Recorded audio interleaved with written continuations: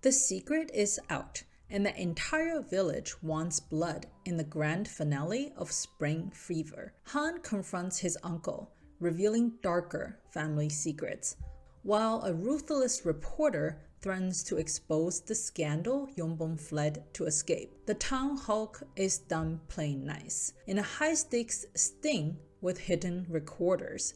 There's also a faculty lounge rat to be dealt with, and a fake gift that almost causes a breakup. Will Yongbom finally get her justice? Let's finish this. Jaeyoon is in chef mode, hosting a birthday feast for a local grandma. He vents to Yongbom about Han's silent treatment. A loud restaurant owner interrupts their private moment, asking, "When are you planning to have kids?" The oops domino effect happens. Students and teachers arrive just in time to overhear the baby comment. The vet comes, waves and yells, "Hey, it's Han, the dog's mom and dad." Teacher X, the blackmailer, promises loudly that he did not reveal their hug in the playground. Ijun, the lawyer, drops his plate in shock. The secret is dead. The entire village now thinks the gloomy teacher and the town hulk are married, with a fur baby and a human one on the way. Yongbom and Jaegyu are frozen in the middle of the crowd,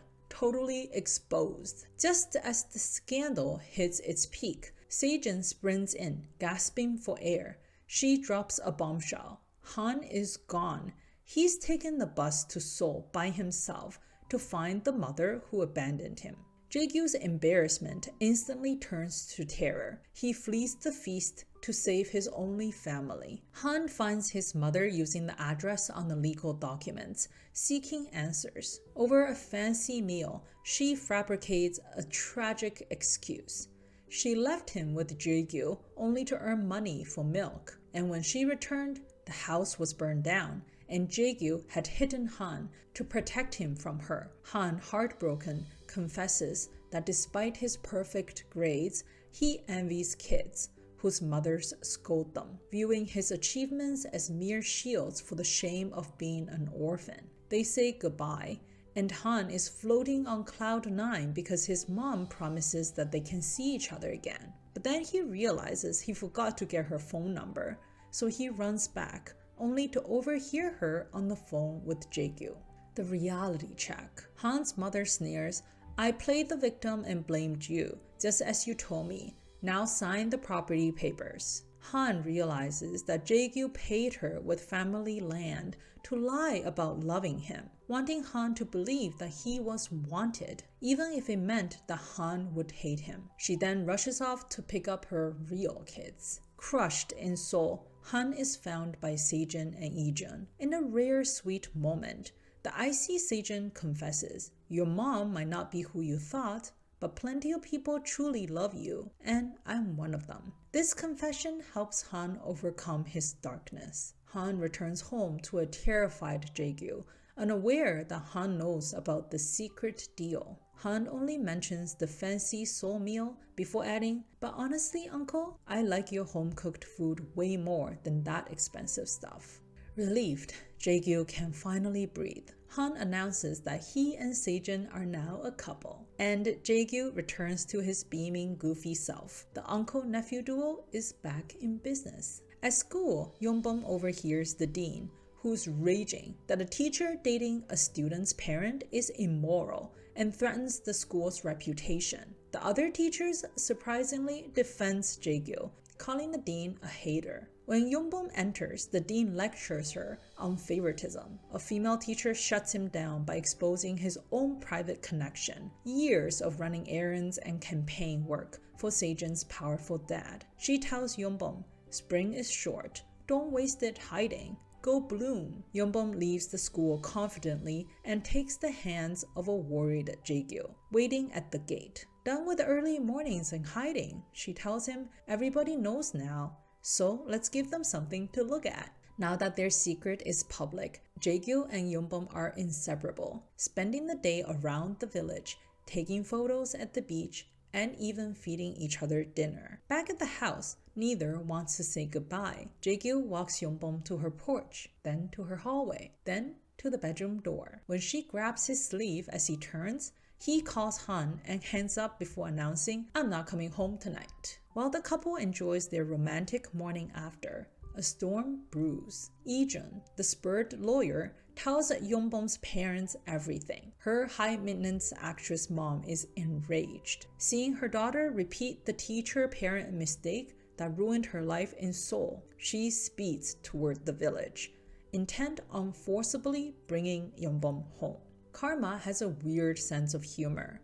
Driving into town, Yongbom's mom gets into a massive car accident. Trapped, she prays for a reliable man to come save her. Jae-gyu, the town hawk, pries the door open with his bare hands and carries her to safety. He instantly recognizes her as Lee-jun's favorite actress. Lee-jun used to obsess over her in school. To shield her from the public and paparazzi, he takes her to his house to recover. Yongbom's mom looks around his house, impressed by all the trophies and viewing him as a local hero, completely unaware that he is the thug that she sought to confront. Yongbom enters, sees a figure on the couch, and playfully uncovers the blanket, only to reveal her own mother. Shock turns to anger as Yongbom assumes that her mother hired a PI to track her. Years of resentment surfaces.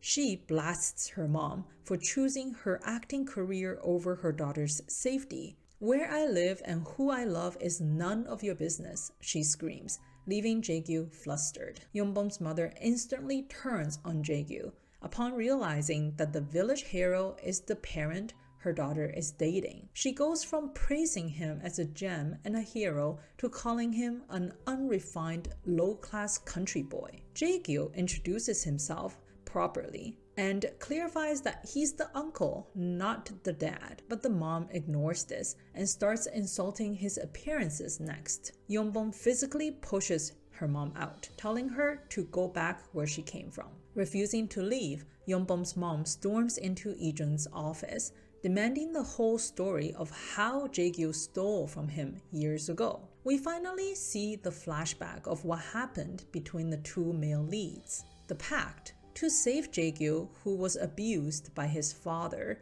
Lee-jun shares with him his car reward cash to run away, go to college, and raise baby Han together. Aww. Days later, Jae-gyu's house burned down, killing his father.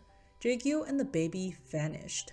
Lee-jun's money was gone from his locker. Lee-jun believed the gossip that Jae-gyu murdered his father and stole the money to flee. Despite a decade-long grudge, Lee-jun shows loyalty by refusing to tell Yongbom's mom the story, fearing that Yongbom would never forgive him if she knew that her mother was using him to hurt Jae-gyu. He begs the actress to leave. Yongbom's mother's presence triggers her old soul trauma, leaving her a mess. Supportive boyfriend Jae-gyu tries to cheer her up with food and a gym trip to help her vent her feelings. Their serious self-defense lesson quickly devolves into flirty, laughing wrestling. Yongbom's mom spies on them, convinced that Jae-gyu is a predator exploiting her daughter. Seeing the mother, Lee-jun fears that he's going to be guilty by association and decides that it's better to immediately confess his secret partnership with the actress to Yongbom. When Lee-jun taps Yongbom, her new training kicks in. She immediately throws him onto the floor. Yongbom then uses a hypothetical friend to ask Lee-jun for legal help with a false accusation in a parent-teacher scandal. Lee-jun recognizes the friend is Yongbom. Instead of confessing his dealings with her mom, he decides to use his legal skills to clear her name. Meanwhile, Yongbom's mom tries to tell Jae-gyu, but he's too smart. He corners her, she panics, runs into the street, just as a car approaches. Jae-gyu shoves her out of the way, taking the hit himself. Terrified that he has brain damage, Yongbom and the teachers rush to the hospital after hearing the news. Jae-gyu, however, wakes up fine. The doctor says he's built like a tank and is ready to go home with just a scratch. Yongbom is furious that the person Jae-gyu saved hasn't come to thank him. She threatens to call the police until Jae-gyu confesses the truth. It's your mom. Jae-gyu tries to calm her by telling her to just endure it. This triggers Yongbom's soul trauma also. She snaps, explaining that enduring is exactly what her mother forced her to do after a married parent framed her. She's done being a victim who endures. Jae-gyu instantly understands and takes her to Lee-jun's office to begin the legal fight to clear her name. Yeonbom's mother, confused by local praises for Jae-gyu, questions her own predator narrative. When she asks Lee-jun if Jae-gyu is really a thief, Lee-jun blurts out the ultimate charge. Jae-gyu isn't just a thief, he killed his own father. Yeonbom and Jae-gyu walks in just as this happens. Yeonbom is rocked by two revelations: Lee-jun's secret partnership with her mother, and his belief that Jae-gyu, her boyfriend, is a murderer. Lee-jun tries to apologize for the deception, claiming he just wanted to help her case. But Yeonbom is primarily devastated that the man she loves is branded a killer. In the gym, Jae-gyu stares at his burn scars, flashing back to the fire. When Yeonbom finds him, she tries to comfort him about the murder rumor, but Jae-gyu stops her, admitting, "It's true, I killed my father." He explains his father was a violent, abusive drunk, and he was trying to protect baby Han. The fire started when his drunken father kicked over a table, and a cigarette lit the curtains. Jae-gyu came back to a burning house. He grabs Han, but he saw his father trapped, begging for his help. For a moment, the pain of prolonged abuse made him think, let him burn. By the time he snapped out of it, the fire was too big to save his father without risking himself and Han. He chose Han, and his father died. And Jae-gyu has carried the guilt of that hateful second for 18 years, awaiting punishment. Yeonbom knows an "it's okay" won't fix this kind of trauma. She seeks out Han's mother, the only other survivor of that family abuse, to help Jae-gyu. The sister finally tells Jae-gyu the truth. "You didn't kill him. Fate did." She insists that his scars prove that he saved Han, not that he let his father die, and admits that his act gave her the courage to keep living. Her prolonged thank you frees Jae-gyu from his guilt. After his sister leaves, Jae-gyu finds Yeonbom to thank her for pulling him out of his mental prison. Yeonbom, wanting to lighten the mood, teases him for a kiss, but as he leans in, she shifts and gently kisses the burn scar on his arm instead. Jae-gyu is completely floored. He pulls her into a hug, realizing he's officially found the best partner in the world. The romance is high, but the danger is higher. It turns out a relentless reporter had been digging into Yeonbom's Seoul scandal for the whole year. He's back at it, lurking around the school and sniffing for dirt. Lee-jun warns Yeonbom's mother to prepare a crisis team and orders Yeonbom to go home and stay inside. Jae-gyu also protects Yeonbom by having his gym students act as security outside her house. Learning Lee-jun's plans to confront the reporter in Seoul, Jae-gyu joins him, promising Lee-jun no yelling, furniture damage, or punching. Jae-gyu enters the newsroom carrying a giant potted plant. The editor-in-chief initially mistakes him for a source, but the mood shifts when Jae-gyu declares himself Yeonbom's boyfriend. He refuses to leave, criticizing their unethical, life-destroying clickbait aimed at innocent families. The editor snatches Jae-gyu's recording phone, deletes the file, and smugly boasts about how they fabricate stories using only hints, relying on the internet's imagination to do the rest. Big mistake. Jae-gyu reveals a second phone in the flower pot, which has live recorded the editor's entire confession. Immediately, Lee-jun arrives with a legal injunction, threatening a lawsuit if any false story is published. Afterward, Lee-jun acknowledges Jae-gyu's flower pot phone gambit might save Yeonbom. In the car, Lee-jun apologizes for calling Jae-gyu a murderer, confessing his resentment stemmed from feeling abandoned by his friend. Jae-gyu confesses he did go to Lee-jun's house the night of the fire, but left after overhearing Lee-jun tell his parents that he's only helping Jae-gyu out of pity, not friendship. Ijun is heartbroken, explaining the words were only to appease his elitist parents. Relieved Jae-gyu still considers him a friend, they reconcile, with Jae-gyu offering his signature shirt as a peace offering. The honey bromance is back. Jae-gyu warns Yeonbum that the news might still break.